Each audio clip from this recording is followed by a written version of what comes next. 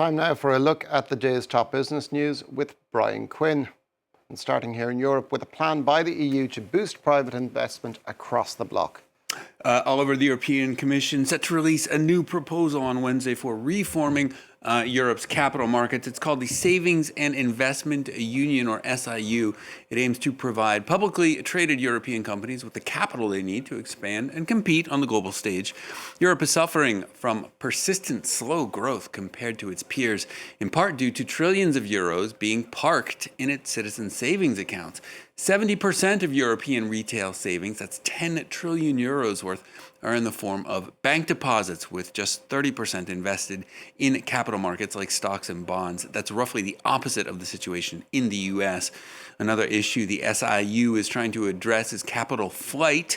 The Europeans who do put their money in capital markets often aren't investing in Europe. Roughly 300 billion euros per year goes into assets outside the EU, mostly onto Wall Street in the US.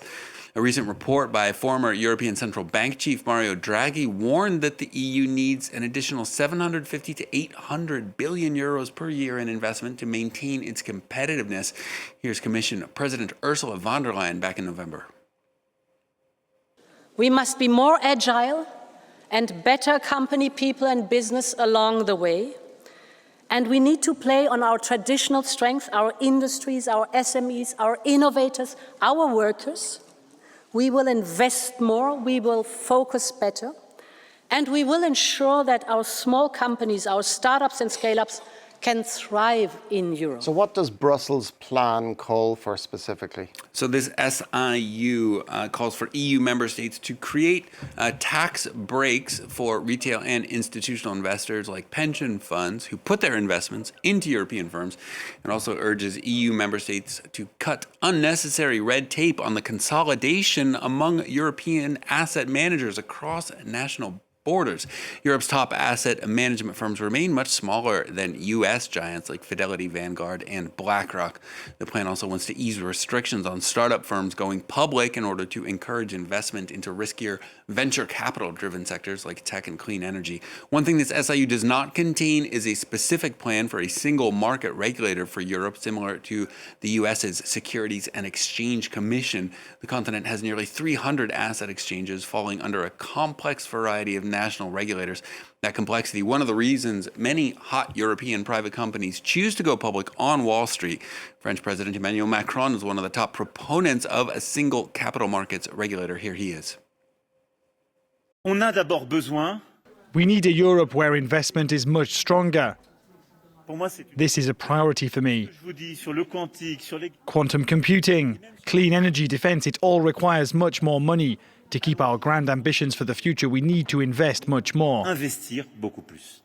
And speaking of investments, let's check in on the day's trading action. So European indexes have been significantly outperforming Wall Street in recent weeks amid fears over the effects of Donald Trump's trade wars. They opened in the red, though, on Wednesday. Germany's defense sector is continuing to rise after the country approved a $1 trillion spending plan. The DAX in Frankfurt, though, still down nearly 0.5% at the open.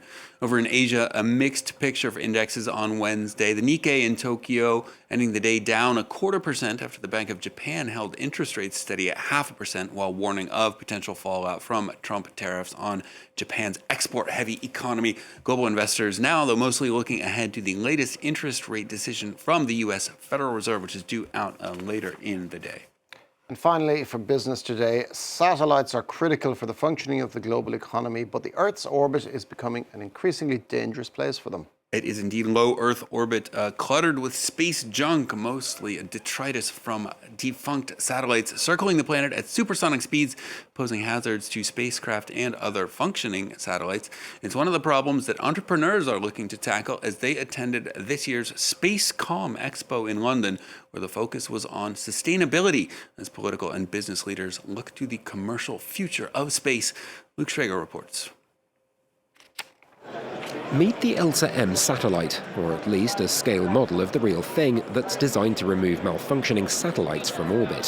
What ELSA-M will do, will go and capture one of these satellites.